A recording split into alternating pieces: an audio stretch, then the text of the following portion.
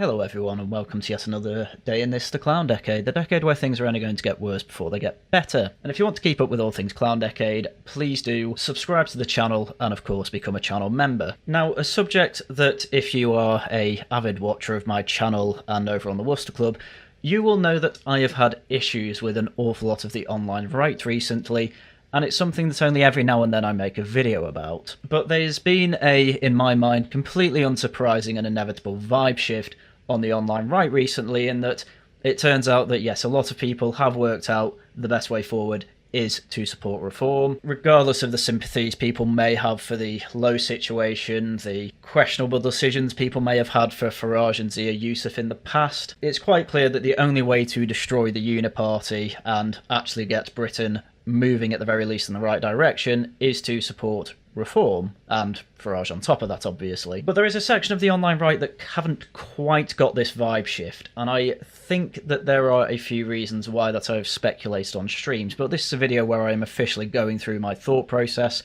with the evidence. And I was going quite open about it over on Twitter for the past week, and it all comes from, well, this particular clip, where I post it to Twitter from the New Culture Forum saying, I'm going nuclear on these people, good God.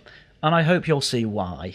Yeah. So it's worth looking at the government's reaction to this, because I think we all at this table, an increasing number of elite defectors, understand the problem, whether it's the handful of Conservative MPs who have taken the opportunity of their historic defeat as a moment of reflection as to why the electorate gave them such a kicking, or the likes of Rupert Lowe, or the growing support base for reform, whether or not reform are living up to their name is a separate question. James McMurdoch as well, another independent MP. Yeah, quite the appetite for this change. So they're talking about political change within the political elite, obviously, and they are giving infinite charity to a handful of Tory MPs who have noticed that Farage are siphoning an awful lot of their votes and have the self-interest of keeping their seats, and so are signaling, let's say, a bit more to the right. People like Robert Jenrick and Katie Lamb, that's usually who these people are talking about. But then when it came to talking about reform, oh, it's just the reform supporters. It's a lot of their activist base. But, you know, Conor Tomlinson has this habit, and obviously a large part of this video is going to be about him, but also about Charlie Downs, of spinning everything that reform say and do in the least charitable way possible, while, as I say, giving infinite charity to the Tory party, who for 14 years put us in this mess in the first place.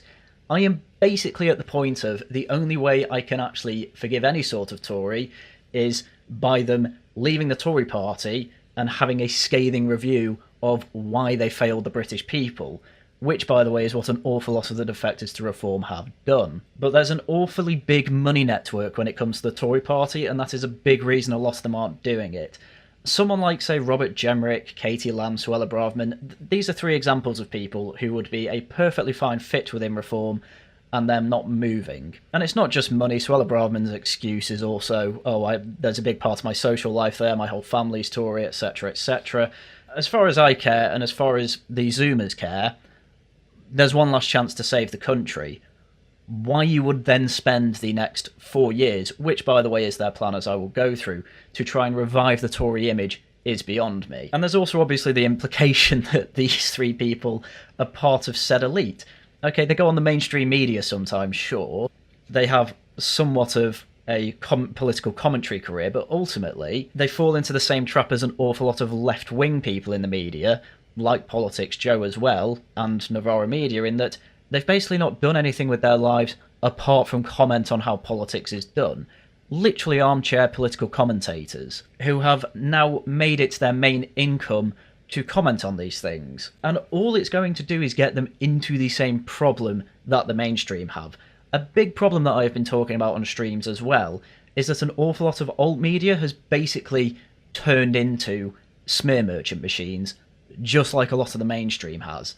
And I personally don't have time for it. And it's all down to incentives, so I can't have too much of a go, because I can't really blame people for following incentives. But ultimately, if your main point of getting into this was to try and be different, you've ultimately failed at that. So, thanks. This whole thread also led to a bit of a banger for my standards when it came to another tweet that I was quote tweeting another tweet in that thread, where I basically say, The add-on Twitter accounts, and by the way, I'm not including myself in that, obviously, I mean Max Tempers and Camillo, are infinitely more useful and guide right-wing elite discourse much more cogently than the Zoomerwaffen that do the rounds on a bunch of alt media whinging about the same things for years. That is Charlie Downs and Connor Tomlinson and a fair few other people, who also managed to get on some mainstream panels the odd time as well, and I see them as nothing more than useless. There will be 2 or 3 main topics that they claim to have some expertise in, raffle off a whole load of statistics done by the work of think tanks, give very basic 2018 to 2022 red pills, and effectively what ends up happening is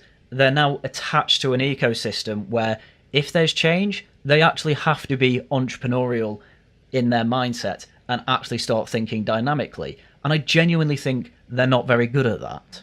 So what do I mean by this? Well, let's get into specifics. Well, the very first thing I would point out is that Connor Tomlinson has an aversion to actually laying blame at the Tories where it is deserved. For example, the Mythos UK account, the account that puts a load of pictures of decline of the UK as a result of mass immigration, was affected by the Online Safety Act and had a load of its tweets hidden from members of the British public. Connor Tomlinson says the same Labour government making you pass an age verification test to watch videos of how ugly and dysfunctional Britain has become is lowering the voting age in hopes that children will let them continue vandalising our country. Okay, this was a Tory law. This is a law that people like Robert Jenrick have not touched upon at all. Katie Lamb has to her credit, but she is basically the only Tory actually coming out against this, because ultimately it is their law. It is what they see as good for protecting children and what they see as good for protecting the people of the United Kingdom. It is a Tory law. Labour were just happy with it and happy to implement it and are happy to defend it. The Tories quite largely are keeping quiet on it for one particular reason. It's their law and they basically want this narrative to continue, and Connor Tomlinson's pushing it because ultimately he's in a bit of a Tory clique now. He had Liz Truss at his wedding, and there is no doubt in my mind that that is leading to a larger Tory network who are, yes, the more based people of the party, sure, but it's the part of the party that isn't going to get anywhere. As I've said for some time now, it's not going to be Robert Jenrick leading them in future, it's going to be James Cleverly. I'm almost certain of it. And even if it is Jenrick who leads them in the future, he's not going to be any better. He's going to be nothing short of a massive disappointment. How do I know this? Because he hid the 100,000 Afghans who were brought over from us despite knowing it, and despite knowing that he had parliamentary privilege and lying about that fact. As far as I'm concerned, he's as bad as the rest of them, and dropping some 2018 red pills post October the 7th because his Jewish daughters were threatened in London does not make him any better. Speaking of the whole Afghan scandal, obviously Robert Jenrick was trying to defend himself, saying, well, Richard Tice was in favour of bringing these brave Afghans over. So was Rupert Lowe, by the way, but nobody ever talks about that. And as I've been through before, Richard Tice's idea was about 1,000 people who fought with us. It's only fair, bring him over. That's not his position now, by the way. And Connor Tomlinson, the best he can do against Jenrick here is saying the more constructive conversation will be how would either the Conservative or Reform deport them. No, Connor, the Tories brought them over and hid that fact from us. You actually have to attack them for this, otherwise I'm not taking you seriously. That would indeed be a constructive conversation. Why do you think the Conservatives would go back on their own record that they are defending and proud of? Pretty much every Tory MP defended what they did here. That includes Jenrick and Suella Braverman, by the way. Hence, they had to lie about parliamentary privilege to us as a defence. Oh, sorry, I just couldn't talk about it at all. It's not true. Obviously, that needs some focus, and you have given it no focus whatsoever. Supporting an Afghan resettlement scheme was seen as a low-cost virtue signal in 2021. It cost $7 billion, by the way, despite being an utterly predictable disaster for the country. Yeah, and you're just willing to forget about all that and trust the Tories again. Sorry, Connor. A lot of Homelanders called you containment. I'm starting to agree with them. Now the public are expected to pay the bill, we would all appreciate at least a verbal commitment to reversing this problem and sending them packing back to Afghanistan or another nation with the religion who will take them. Yeah, Connor, guess who's paying lip service to that? Reform. Guess who isn't? The Tory party. I hope I'm making my point that Connor Tomlinson has infinite charity for the Tory party and absolutely none whatsoever for reform. And again, another layer to this is because Conor Tomlinson was largely rejected, or his friends and network was, by reform. I'm talking about the Lotus Eaters, who obviously he used to work for. From what I can tell, they're being quite selective with this Zoomer-Waffen area of the online right. And from my point of view, they're absolutely right to do so. To be absolutely frank with you, these are the type of people who are trading their own principles to try and stay relevant. I am a nobody YouTuber who doesn't even make that much money off this. It's quite hard to call me a grifter. I am literally here just to give my analysis and my opinion that is largely unblemished by money and networks that I am in. My place in the Reform network is effectively as a foot soldier. I am hardly there trying to climb the greasy pole, and if I am, I'd exclusively do it in real life anyway and burn this channel, because there's far too much on this channel that can get me in hot water. Another point that has been the most pointless conversation I've seen this week, but we're on day 4 of it for some reason, is the whole false claim that Nigel Farage supports some men in women's prisons, when all he did was defer to his advisor, who obviously you're not going to counter-signal on national television. But Conor obviously says every trans woman is a man, there should be no men in women's prisons, sports, toilets or shelters. Well, that's okay. They're against all that. That is official reform policy. The advisor is literally just giving what was Tory and Labour policy for 14 years, which was just go through it by a case-by-case basis. And if a whole-hog trans woman is at risk in a male prison, probably should put her somewhere else. She made it quite clear in one of her interviews. She didn't even say that trans women should be in the general female population, which is fine. I don't think anyone really knows what the specific answer is, but nobody cares. Because at the moment there's 51 trans women, male prisoners in women's prisons. Nobody cared about this Monday. Nobody at all. This is my thing. Infinite charity for what ultimately was Tory policy for 14 years, and now everyone's hammering on reform for basically having the same policy that literally no one cared about for 14 years. The only time they did was for Isla Bryson, and that's because the SNP went mental with the Equality Act, which has been solved, by the way. This is a solved issue nobody really cared about, but they only do now to attack reform, and Conor's right in with them. It is crazy. About such a non-issue as well. But I suppose this is my other problem with Conor Tomlinson. He just doesn't do research. Much like the mainstream media and a lot of their pundits, they don't do research. They don't have any sort of inquisitive minds on this sort of thing. They just have a plan, they have a strategy, and they keep using that over and over. And it's very irritating because it ends up working. Obviously is on board with the current Cummings problems of reform, in which there is a claim that they are not hiring serious people, and it looks like the ERG, because Jake Berry got on board. He's not even becoming an MP, by the way, he's just advising about how to be in government. But, you know, these people don't do details, so they don't care. And, you know, they should be recruiting great people representing the best of the country and showing how different they are to the dead old parties. And I'm not being funny, but Frank, the prison advisor, years of experience in both male and female prisons. She's done plenty of interviews before on what it's like in prisons. She's clearly an expert in the field. She has had plenty of complaints. Something like 10 points she made during her speech for reform. All everyone can do is focus on the trans policy that has been the policy of the Tories and Labour for 15 years that nobody cared about. Can we just admit we're being a bit crazy here? Anyway, it was obvious to me from this particular Cummings blog that Cummings is a bit disgruntled that Reform basically have no interest in Cummings or his team, which I don't blame them for, because Cummings and his team have a bit of a reputation for trying to undermine institutions as they exist, and Reform obviously don't want that risk while they are currently building a party. And Conor obviously says the same thing. Reform don't lack popular support, rather they're short of competent personnel to execute the plan.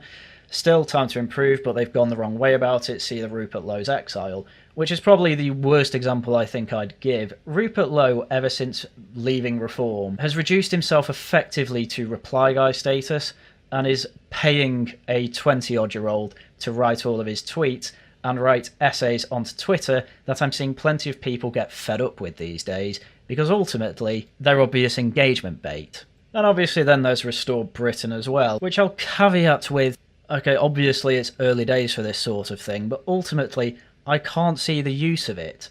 Because we'll go into it in way more detail later, don't get me wrong, but to tease what I'm going to say about it, it's effectively like every other startup think tank that I can see. Throw out some main policy suggestions, and I have no problem with 99% of the policy they throw out. I have minor criticisms of some of it.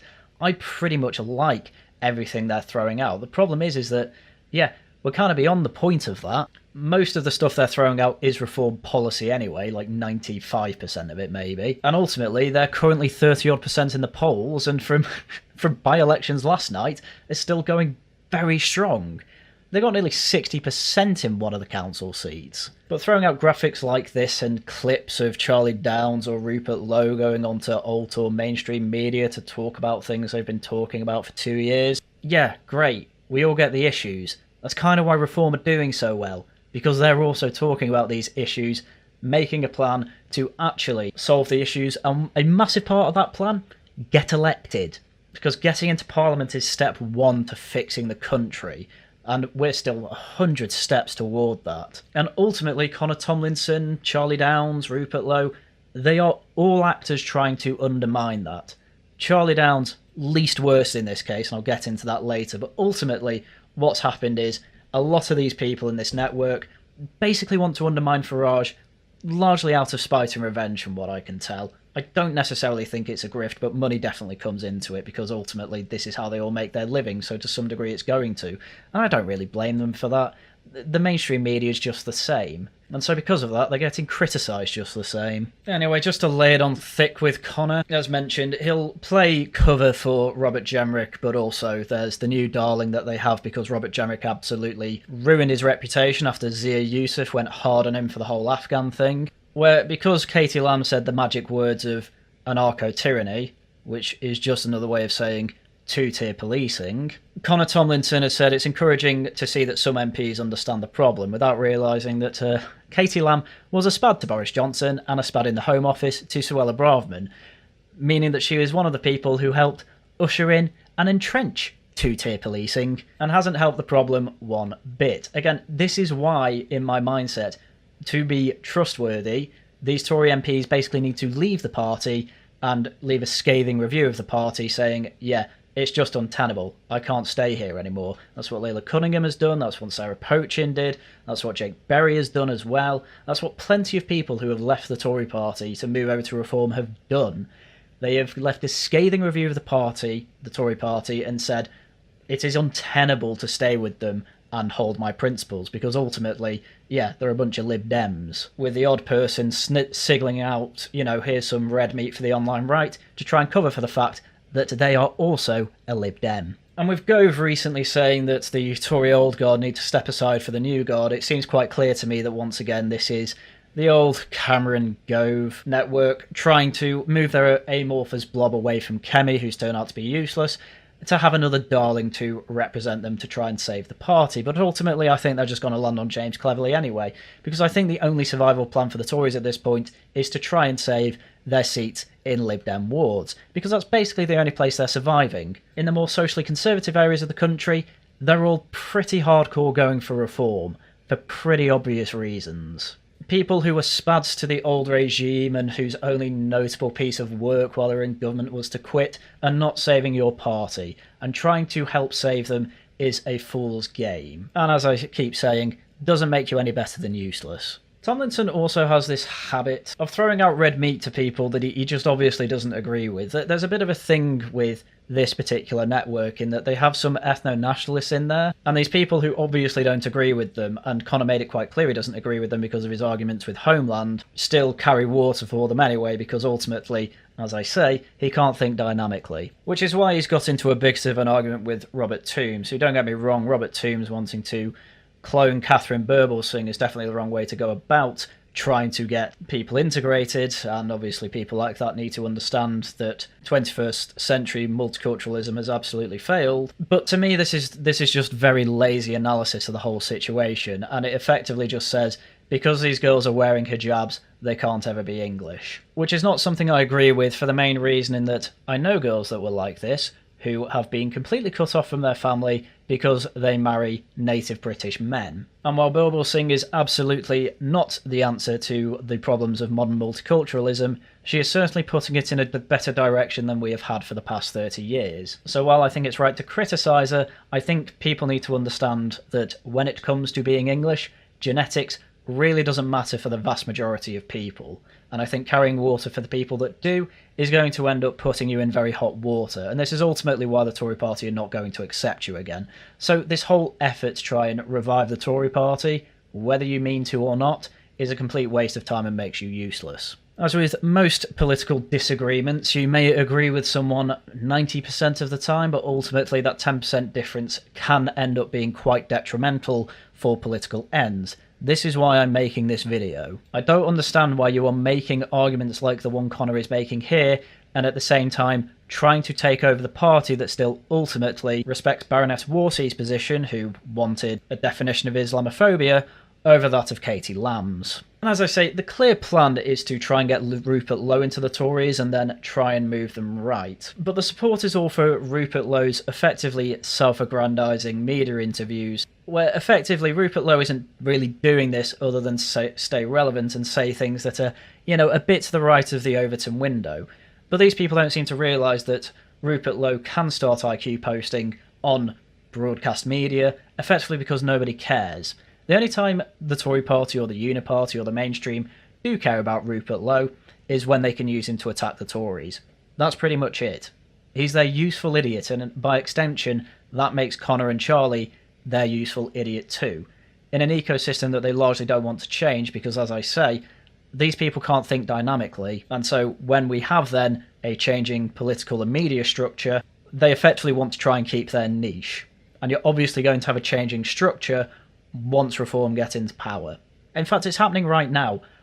I am seeing the BBC and Sky News even counter-signalling migrationists like Zoe Gardner. I went through a whole video the other day. The mainstream media is effectively trying to take on Connor's old talking points, and he doesn't even realise it yet. It's quickly becoming pointless to listen to him, and that's going to be a bit of a problem for him. And all it's going to do is keep moving him right until he becomes a lolcow. I've seen it plenty of times before. It's the fun part of being largely not that relevant. Yeah, you are free to say more things than someone who is incredibly relevant like Nigel Farage can say. There are plenty of people I've met in real life with Reform who effectively are on the side of, yeah, I think Nigel Farage largely gives a lot of red meat out to the centrist types because really he has opinions that are to the right of them but can't say it because he can't get away with it. A lot of people can understand that, but the people who've carved out the same niche can't accept that because ultimately it makes them pointless. That's the be-all and end-all of this network. And unironically might be part of the motivation for reviving the Tories. Because, again, this is a Tory party that is still defending its old record and thinks it's moved past the need to apologise. No, it's not. And I don't think it ever will be. I think they need to die. And then when it comes to Conor Tomlinson's comments on Reform, he has a hard time of sticking to the facts, such as his commentary on Fraser Nelson, who I do agree is absolutely horrendous when it comes to immigration arguments, and effectively says, as long as you say and look like you're doing things about immigration, you can have infinity migrants as long as they integrate properly, which obviously when you get over a certain number over a certain period of time, it's just impossible, as we're seeing the results of. But at the bottom of this particular tweet, he says, he then uses the threat of calling Reform fascist or far-right to keep them liberal enough for his liking. Well, let's see what Fraser Nelson actually said. Defend Nigel Farage and Reform here. I mean, just because some far-right lunatics have joined the protest, that doesn't mean to say they're getting into bed with them. Yeah, the context for this Time radio piece that I have actually found myself listening to far more than any alternative media, by the way, simply for the fact of they can actually stick to facts, frankly, is that you had, wouldn't you know it, an ex-Tory minister, I can't remember his name, he's a lord now though, and another journalist effectively saying because the Homeland Party was present at the Epping protest and helped organise it, in fact I think they organised the whole thing, that means Farage is getting into bed with these people, despite the fact that the Times literally did an entire expose on them that I covered in another video, about how actually the typical person who was from Reform left Reform to go to Homeland because they were a big fan of Rupert Lowe. It's Rupert Lowe's fans, actually, that are more in bed with these people. But again, mainstream aren't trying to smear them like that because Rupert Lowe's largely irrelevant and actually is helpful to the Tories. Please understand this. Now, Nigel Farage is not the face of extremism in Britain. He's not the face of racism. He is a buffer between us where we are now and the genuine extremists and racists who are waiting to come into the wings. And if it wasn't for Nigel Farage, we would absolutely have a Nick Griffin figure, larger than life, way more stronger than he is here. And obviously people then say, oh, that's because Farage is containment for the Uniparty. No, it's because Nigel Farage has always had these opinions. This was the same in the UKIP days. This is just Nigel Farage's, and believe it or not, a lot of the general public's opinion. People like Nigel Farage because he is going to deport people and not make them feel like Nazis. That is the way you win at the moment. Do not make people feel like Nazis while doing things that would get you accused of being a Nazi 5 years ago. That is what is happening here. Which is not, as Tomlinson has tried to claim, amazingly, calling Farage fascist or far-right to keep him liberal enough for his liking. If anyone actually bothered to watch Fraser Nelson's dispatches on Nigel Farage, you'll know that he doesn't actually particularly like him, disagrees with an awful lot of his politics, and had a massive issue with him going on about sectarianism when it came to Anas Sarwar being sectarian with the Pakistani community in Scotland. You would know that if you did your research, but you didn't. So you have to make out that actually it's Farage being containment. It's Farage that isn't going to do anything. He'll just be the Tory 2.0. While Connor is literally carrying water for Tories 1.0 who still defend their record. Let's be serious here for just a second. And this obviously moves on to the whole accusation that Farage is somehow an Islamist apologist. Then you have Reform. Reform are topping the polls. That's Nigel Farage's party. Nigel Farage, about 2 days ago, gave an interview saying, I am to the left of the country on immigration. Yeah, this is a common, easily debunkable myth where if you actually did the research, you wouldn't say something so stupid. What actually happened is in the New Statesman article, which by the way is the newspaper that got Roger Scruton cancelled, so I don't know why you trust their word on anything, actually said, in fact, the Reform leader thinks he is to the left of the country on the issue. That's not in quotes. That is the journalist putting words in Farage's mouth that you are saying is a quote. Farage never said this. He says, I haven't fought the change itself, provided it comes with integration. He insisted, tacking to the centre in pursuit of power. Still, Farage thinks things have really shifted in the country at large as he seeks to moderate his image. The country, it seems, is radicalising, and so is the Conservative Party. Yet, amazingly, they're moving to the Farage position. Who would have thought? Deport criminals, deport illegals, do something about these boats that I was talking about on GB News all the way back in 2018. Do what I've been saying should be done for years. Fewer migrants, have a cap. The cap was like 50,000 he called for over 10 years ago. Over 10 years ago, he had the hardest line on immigration, and guess what? He still has the hardest line on immigration. And he has not had a problem with the public moving to the right, as he says. I haven't fought the change itself, the public perception of what immigration policy should be, as long as it comes with integration, which again, pretty much every Brit is actually okay with, bar the few crazies. You know, in total, they probably number a few 100,000, if that. So again, do your research and don't trust the word of a New Statesman journalist of all things. The funniest tidbit I'd add on to this is that, again, Robert Jenrick, while he's still popular within the Tory party, his clout fell off a cliff edge after the Afghan scandal, and you barely hear from him about illegal migrants these days. I think he did a video the other day, but most of the comments aren't in support anymore. They're all saying you let in all the Afghans and didn't tell us. What's wrong with you? Which is why now there's indications they're going to move on to Lamb. And she's not going to save it either. Nigel Farage... Yeah, I know. What? Most Americans don't know this. Nigel Farage has spent the last year betraying his base. All this has ever meant is that he won't say magic words. He won't say mass deportation because it has bad connotations he doesn't want to be associated with. Honestly, again, it's all just a narrative that is in place to help the Tories. That's all this actually is. But it gets Connor onto these panels, I suppose, so what can you do? Can't stay relevant if Farage is actually doing the work to try and solve these problems, can you? Which, as I say, step one, getting elected. That is the main point of the Reform Party at the moment, and the idea that they'll just want to be the Tory 2.0 party when that already exists is just ludicrous. The only life raft that Tory MPs actually have at the moment, as you can see them moving over to, is with Restore, but we'll get into that later too. He has said mass deportations are an impossibility. We're not going to do them, even after Trump won on them. Well, I can't believe he's not aping the exact same rhetoric as Donald Trump, who most Brits hate. I can't believe he's doing that. In the same interview, by the way, he literally said that all illegals and criminals are getting deported. It's just, can he do it in 5 years? Well, it's hard to say.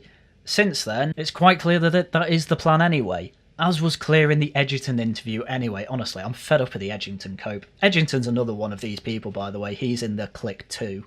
But this isn't a video about Edgerton. Wow. He turned around and said there are clips of this you'll be able to get. You had Winston Marshall on a few weeks ago. On Winston Marshall's podcast, he said, if politically we alienate Islam, by 2050 we will lose. Another common one. Let's listen to the whole clip. But the nub of it is, we have a Muslim population in Britain growing by about 75% every 10 years.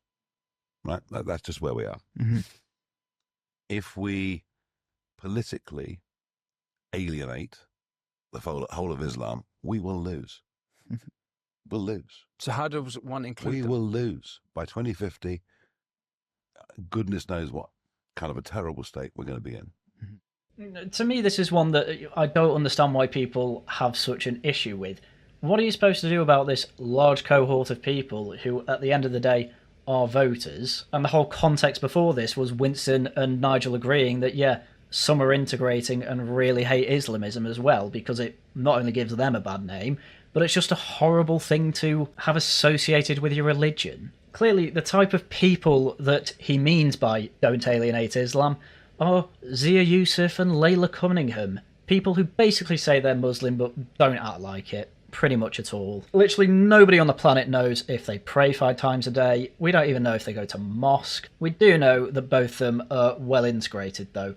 And that is all he meant by that, while at the same time making the point that there is a big demographic issue going on. He literally mentioned that there, but everyone ignores it because frankly, now this is the grift, there's just big money in being an NPC anti-Muslim. That's the be-all and end-all of it, but that's never been my position. Get rid of ones that are not criminal. Do get rid of the criminal ones. Get rid of the criminal ones and get rid of the ones that aren't integrating. That's fine. I don't see good reason to deport Layla and deport Zia. I just don't see good reason to. But at the end of the day, that's effectively what Connor is calling for people to say they'll be deported. Has anyone in the Tories said that? Of course not. Is he giving them infinite charity though? Even though they've had a worse problem and brought in terrible, terrible laws that helped Islamism? Yeah, of course he is. It's just total nonsense. Saw that, yeah. Like, sorry, Nigel, what parts of Islamic theology do you want to incorporate into your party platform? What is winning? Now, it turns out... He didn't say he wanted to incorporate any of it. He just said he didn't want to alienate them.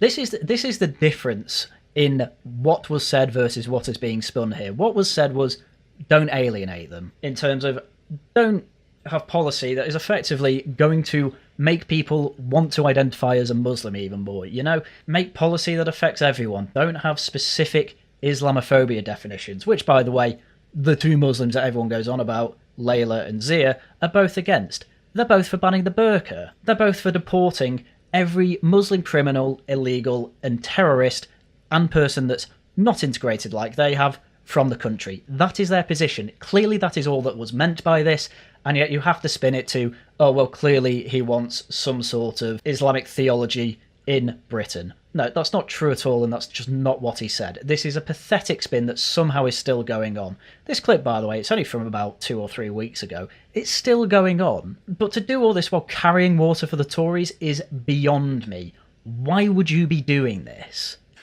His company is his party is a company. He's got 2 directors. One is Nigel Farage. One is his former party chairman called Zia Yusuf. This isn't true, by the way, but Zia Yusuf resigned from his director position of Reform and doesn't have ownership over it anymore. He resigned back in June. Like, this is news that was over a month old at that point, but Connor doesn't do any research, so he's just going to go on and say things that simply aren't true, but bash Reform, because he doesn't care. Zia Yusuf gave probably about £200,000 in political donations when the party was about to win the election. He's been Nigel's vizier ever since. He's kind of like Jafar from Aladdin. I have literally no idea what you mean by that. But yeah, it's quite a hell of a down payment to have for a party that you believe is going to win, isn't it? It's almost like he's putting his money where his mouth is. He left the party.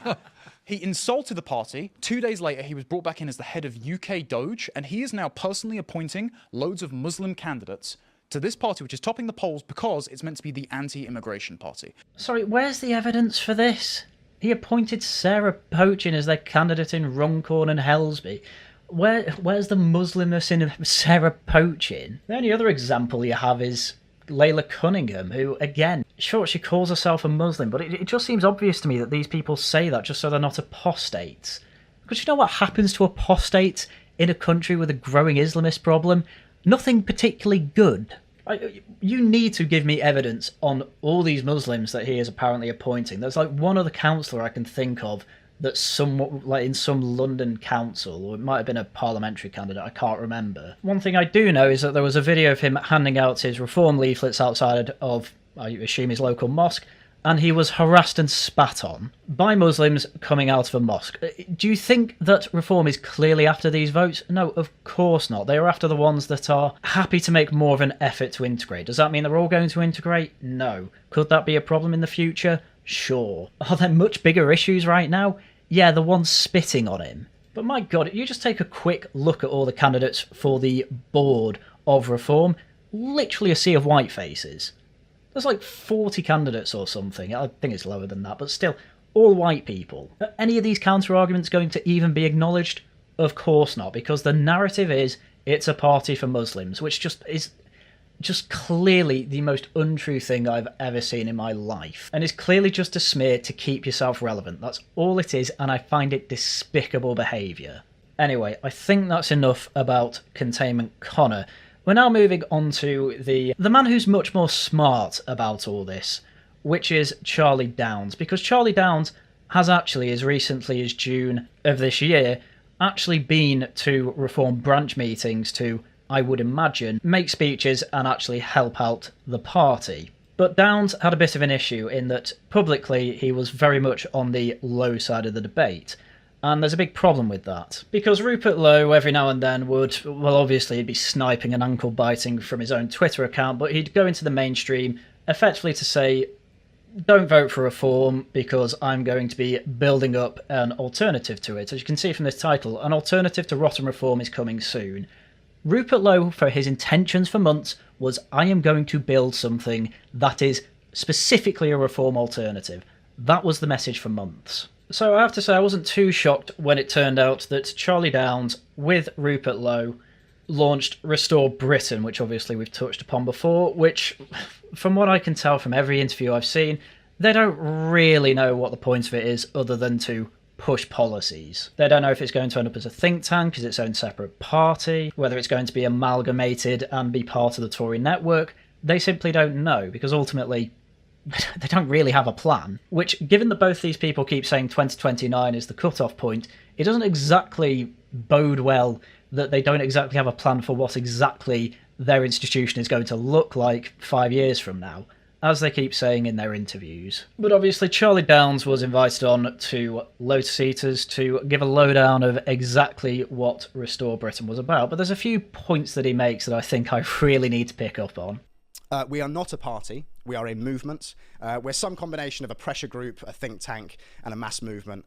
And we don't endorse any parties. We don't endorse any personalities. We exist purely to act as a mouthpiece for ordinary British people who are concerned about the way this country has been governed. So yeah, that would be all well and good, but let's be real here. You can't have the person who's made this think tank say for months and months, don't vote reform, don't vote reform, don't vote reform, I'm coming up with an alternative to it, trust me bro, it's going to be great.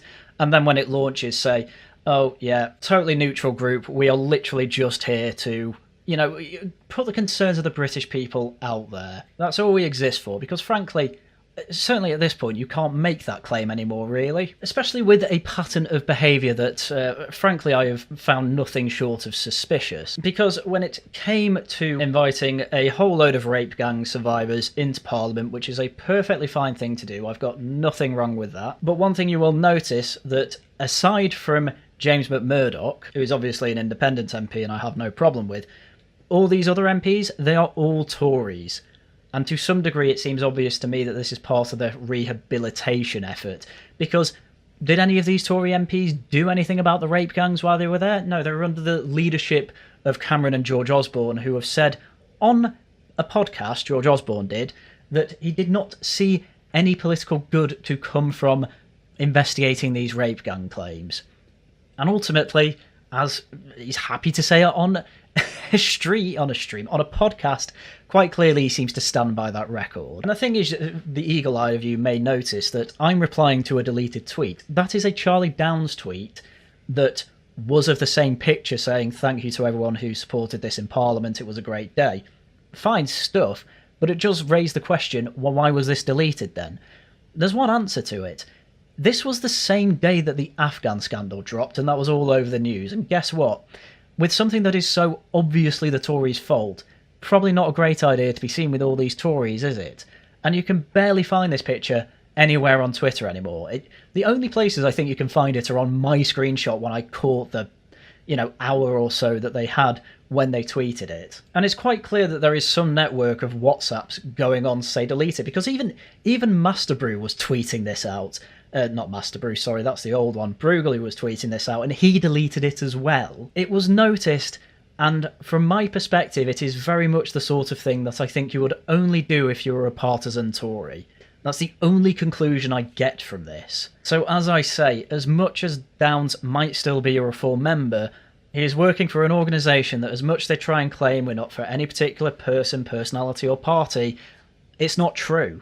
I think quite clearly this Restore Britain effort with the rape gang inquiry shows it's not true for this particular picture. Now, maybe I'm being too harsh, maybe I'm not, but there's more evidence than just this. Because pretty much the only high-profile politicians who have joined Restore are literally all Tories. Suzanne Hall, who is a councillor in London, out-and-out Tory. She's been run as the Tory London mayor ever since Johnson lost, I believe. Might only have been twice, I can't remember, but she is well and truly in the Tory party, and she has joined Restore, and it seems obvious to me part of the reason for that is to try and keep her seat. And another person who's obviously trying to keep his seat as an MP is Gavin Williamson, who Restore for some reason decided to let them join the advisory board.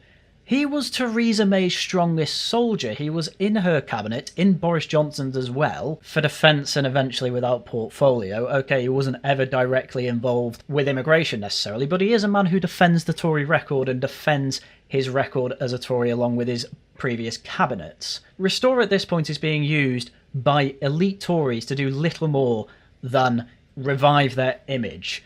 And thankfully with Gavin Williamson, it's clearly not working. But ultimately, when it comes to Restore, it's making them look like a joke. An awful lot of people were in the replies to this tweet saying, well, this is just a horrendous thing to do. And in fact, whenever people are on Twitter saying, wow, Reform sucks in its containment, I then bring up Lowe and Restore, and the typical comment I get back is, oh, I'm not defending him either. It's died a death, Restore. It had momentum, and the only way to keep momentum was to make it seem like it was not joining in with the Tories or the establishment. And they have managed to make it look like their establishment figures more so than Reform, which is impressive. As much as this Zoomer often try and pretend they're not, people aren't as interested in Restore as they were, and it's because, to a lot of people, it's become obvious it's a Tory revival plan, which I have been saying for some time in the streams, and I've not made an official video on it yet, because ultimately, well, you sit back and let the evidence come out. It was all being drip-fed, and now I can bring it all together. And it's put a massive amount of egg on people's faces who went on the Lowe train. I even had people on Twitter effectively saying, well, Haryan was just clearly right about Lowe the whole time. So guess who's saying all this with a hell of a smug face? And man, if you think that's bad enough, if it's not Tory politicians, it's just open Tory partisans who are incredibly open about it, saying to Lowe, oh, if you go against the Tory party, by the way, I'm going to have to leave. Here's David Starkey. One of the reasons that I was so keen to be involved in Restore, by the way, I've got to say, if you turn it into a political party, I have to resign on the day you do, because I remain a decent and sort of loyal member of the Conservative Party, but that's another matter. But it's now fine, it might be tongue-in-cheek, and obviously it might also be just a joke, but ultimately, this is where David Starkey is, and David Starkey's had his own open criticisms of Reform. I mean, I've heard that he has been doing work with Reform in the past, but I've not heard of that, certainly recently. And again, he is on the board with Restore. Now, I'm not saying he has to work with Reform or be allies with them necessarily, but what I am saying is that quite clearly, if you set up a think tank pressure group, whatever you want to call it, instantly it gets filled with Tory elite, instantly it gets filled with classic Tory loyalists who've been Tories all their lives, and their basic plan is, put it all on Robert Jenrick, he's falling apart a bit actually, put it all on Katie Lamb. You're going for a Tory revival tactic. We've been through this before in 2019 with Boris Johnson. Now, in hindsight, we probably should have realised he was massively wet. Why is that? Because of his history of being wet. Why aren't we doing the same with Jenrick and Katie Lamb? Both were in previous governments, and both did incredibly wet things. But because they're dropping 2018 red pills in the year of our Lord 2025, apparently that means, clearly that's a better go-to than Farage, who has been saying things against the Tory party for decades. Absolutely no thought of mine on any of this. So yeah, that's pretty much the entirety of my point. Restore quite clearly is a Tory revival plan, and this entire Zuma waffin is on the side of it because, I don't know, Farage doesn't go hard enough against Islam or anyone who says they're a Muslim, which, just, if you want to filter yourself out of Reform like that, be my guest. Actually, it's very, very useful, but honestly, it's just making me think that you're an idiot. Anyway, there's just a couple of other things I wanted to touch on with Downes's introduction of Restore on Lotus Eaters. For this. First and foremost is we are going to, membership is open to anybody with £20 who cares about the future of Britain, and we're going to generate mass-scale political intelligence from our sample of thousands of people, thousands of ordinary people, to present to the government and to present to other political parties. So effectively, it's the right-wing version of YouGov, from what I can tell, except obviously it costs to join in with Restore, which is very good for working out what Restore members think. People are willing to pay £20 to be asked what they think, but isn't actually useful intelligence whatsoever, because the group of people doing that is way too niche. There's another problem on top of that, though. And that doesn't just, include Reform and Farage, it includes the Conservatives, it also includes Labour and the Greens and the Lib Dems, it includes everybody, because Rupert himself has already shown that he has the ability as an independent MP to command the discourse in this country. I mean, aside from the laughable idea that Rupert Lowe is the one commanding any sort of discourse in this country, aside from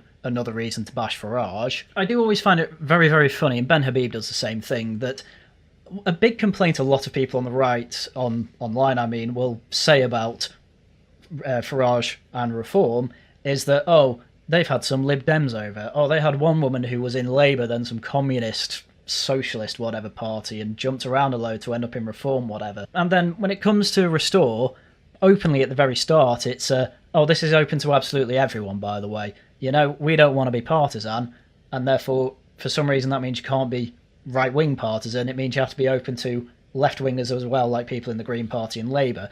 The only people who are going to be paying to join from Labour or the Greens are people who care enough to spy, which probably won't be anyone, by the way. But another reason that they're saying that is because, we want to make it clear this is, not just polling of right-wingers, it's people in general. That's the reason they'll be saying that, but at the end of the day, if you're trying to be a right-wing pressure group, Robert Conquest's second law, which, yes, to some degree, you can lay at the feet of Reform as well. That would be good criticism.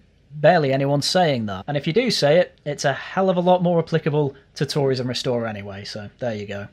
A political, now is not the right time for another political party, in our opinion, because, political insurgency of the type imagined by some people, it's just not possible it's a fantasy in this country. I mean, the real reason is because they just know they're not going to undermine Reform in any way.